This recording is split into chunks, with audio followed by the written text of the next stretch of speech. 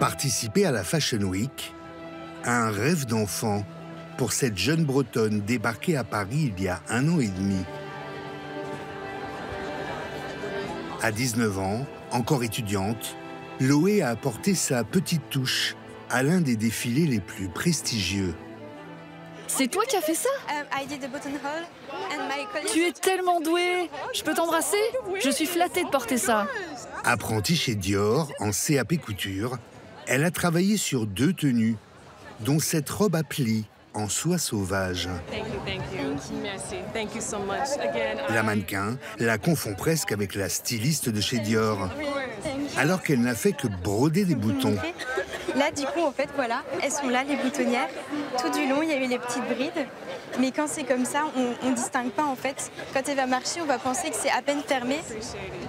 Des tenues qui vont être présentées à un parterre de VIP. Catherine Deneuve, Anna Wintour, la papesse de la mode, et Carla Bruni. Loé, elle, rejoint ses collègues d'atelier pour suivre le défilé devant un écran télé. Ça commence. Au total, 60 looks. Inspiration Joséphine Baker. Ça, c'est super. Ah, c'est la robe. Ah, c'est beau. Elle est trop belle, celle-là. La fameuse robe sur laquelle Loé a réalisé les boutonnières invisibles. Juste après, à ma jupe. Cette jupe, elle l'a entièrement confectionnée. Je réalise pas presque. Ça fait trop bizarre en fait de se dire que ça passe devant tout le monde et que tout le monde pourra voir se défiler et puis que voilà, j'y ai participé, que j'aurais fait une pièce. Enfin, c'est super quoi. Franchement, ça fait trop plaisir. Une place dans la cour des grands que Loé doit à son école. L'IFM, l'Institut français de la mode. Un campus de 8000 m² quai d'Austerlitz, en plein cœur de Paris. Créé en 2019, l'établissement ambitionne de devenir la meilleure école de mode au monde. 1200 élèves, du CAP au Master 2, dont 41% venus de l'étranger.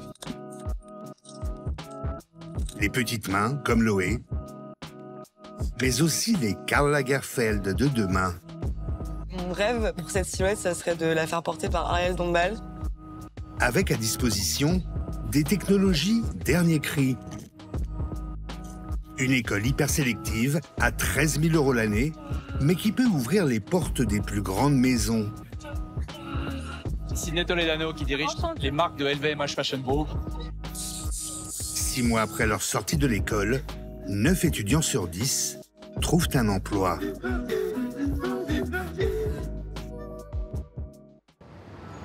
Sur le pont qui mène à l'IFM, on croise parfois de drôles d'oiseaux.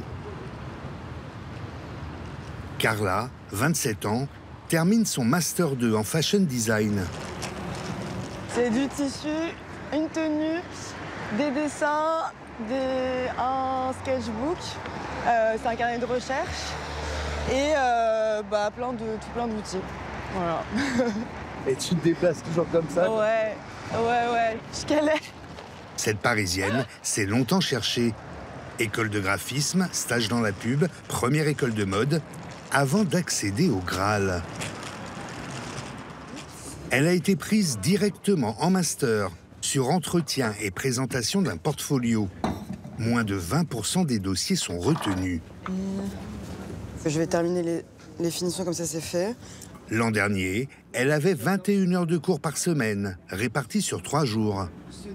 Cette année, toute son énergie est dédiée à la collection qu'elle doit créer de toutes pièces. En 5 mois, comme les pros. C'est son épreuve de fin d'études. Ouais, peut-être qu'on faudrait la remonter un petit peu, non? En fait, j'ai peur qu'elle soit trop serrée dans l'emmanchure. Faut vraiment qu'elle soit à l'aise, donc je l'ai... Carla présentera cette collection lors d'un défilé devant les recruteurs des grandes maisons. Mais à 1 mois du show, elle vient seulement d'attaquer son 4e look, sur les 6 qu'elle doit créer. Je suis un peu stressée parce que je me rends compte qu'il y a plus de choses à faire que ce que je pensais. Dans la dernière ligne droite avant le défilé, Bonne soirée. Carla travaille à l'école tous les soirs jusqu'à minuit. Et quand elle rentre chez elle, elle n'en a pas fini avec la couture. Dans son 18 mètres carrés, meublé, mode. Du coup, bienvenue dans mon appartement slash atelier de couture. Mon petit rituel, évidemment, c'est de... Sinon, je peux pas travailler s'il y a mon lit qui est ouvert, parce que ça me donne trop envie de me reposer. Du coup, je le plie. C'est le premier truc que je fais. Mais je fais quand même une petite pause sur le canapé, 30 minutes, le temps de manger un petit truc et tout. Son père, juriste, et sa mère, cardiologue, financent ses besoins du quotidien. Le studio qu'elle habite est un héritage de sa grand-mère. En fait, j'essaie de le bouger un peu dans tous les sens pour créer des irrégularités. Mais elle a quand même dû emprunter 30 000 € pour payer ses 2 années de master. C'est trop beau, j'adore. Et anticiper une énorme dépense, l'achat de tissus. Je me suis pris, pour être large, 7 000 pour la collection, mais je sais que ça va pas suffire. Après, il faut dire que mes matières coûtent très cher, je fais que des choses en soie. Bon, comme je fais des trucs super longs, interminables, il me faut je sais pas combien de mètres à chaque fois. Après, je me dis que ça va m'amener d'investissement sur le long terme. C'est ce qui va ce qui me permet de faire des beaux projets, de rendre mes rêves possibles, on va dire, pour ensuite être sûre de montrer mon travail aux professionnels et trouver un travail après. J'essaie de le voir comme ça. Je suis fatiguée, là, j'arrive même plus à voir mon aiguille. Oh, c'est chaud. Carla n'a dormi que 6 heures ces 4 derniers jours, espérant être prête pour le fameux défilé.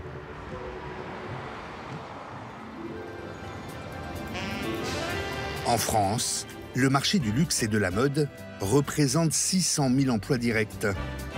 Et certaines grandes marques peinent à recruter, notamment des petites mains, comme Loé. Les frais de scolarité de la jeune Bretonne sont pris en charge par Dior, où elle est en apprentissage. Son lieu de travail, la grande avenue de la mode à Paris, au numéro 30, l'adresse historique où a été fondée la maison en 1946. C'est là que Christian Dior a lancé son atelier en fait. Donc c'est le départ de tout ici, en quelque sorte. Et quelle chance d'être ici quoi, parce que c'était vraiment un rêve et voilà quoi, c'est devenu réalité. Donc c'est super. Loé est en alternance, 15 jours à l'école, 4 mois chez Dior.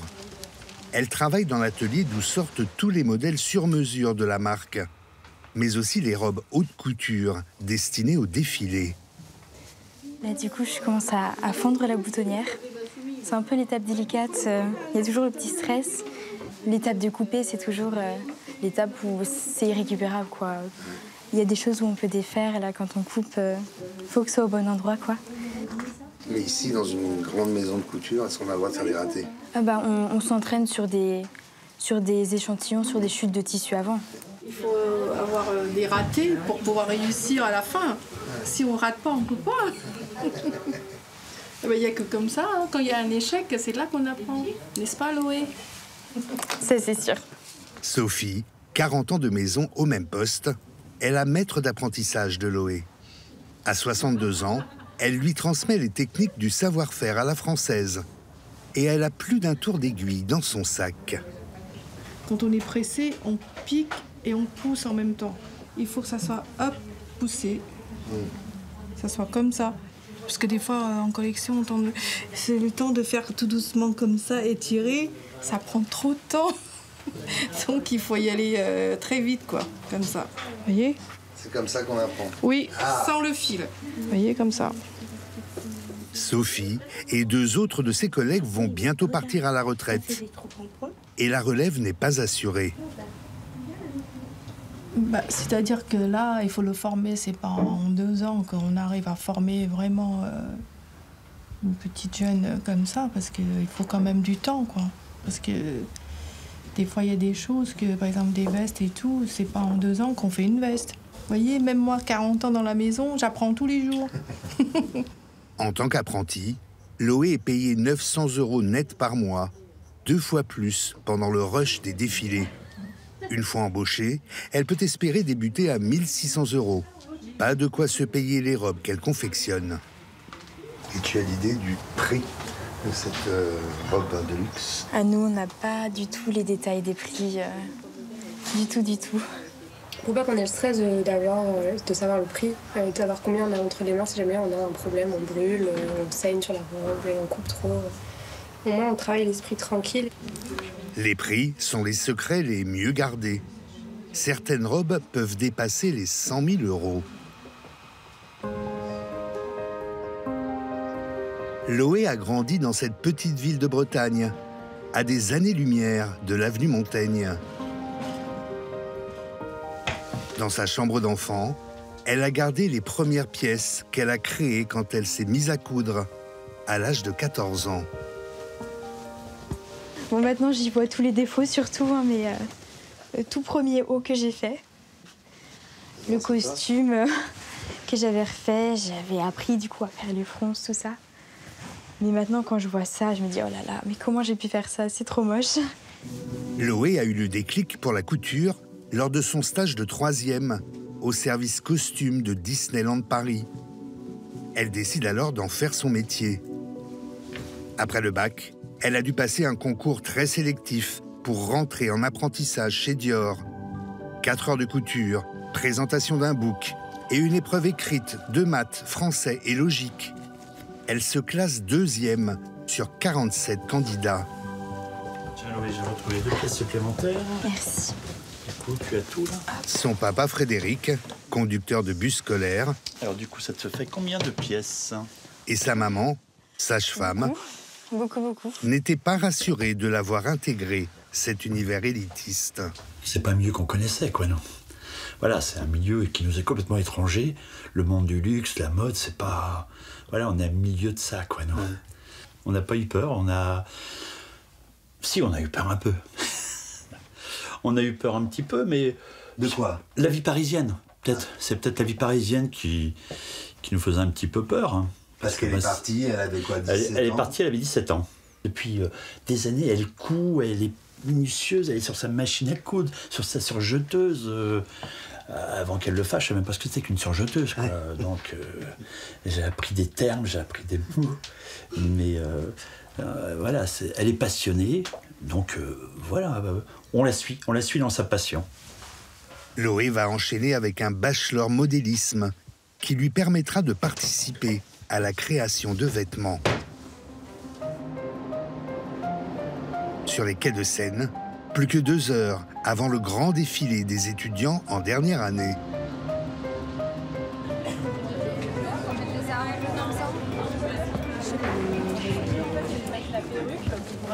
Vous êtes prêts? Juste une seconde. Ah oui, les chaussures. Carla, avec sa fameuse robe sirène, fait partie des 25 étudiants sur 118 retenus pour présenter leur collection. Je vais venir, en vrai. Désolée, on m'appelle. Elle a passé 150 heures sur sa tenue. Derniers ajustements avant le shooting photo. Comme ça.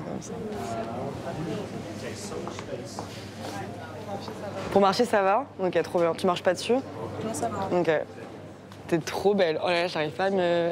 Je réalise pas. Pardon. Les clichés seront envoyés à la Bible de la mode, le site de Vogue, qui publie toutes les photos des Fashion Week. C'est la présentation de mon travail au monde. Et au monde, c'est énorme, mais peut-être pas le monde entier.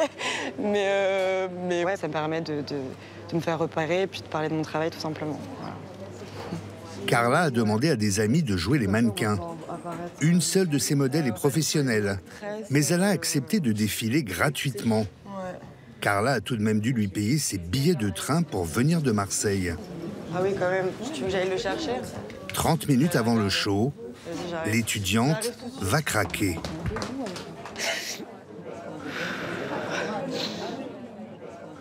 Carla voulait modifier la coiffure d'une de ses mannequins, mais sa professeure le lui a interdit, car elle n'aurait plus été conforme à la photo envoyée à Vogue.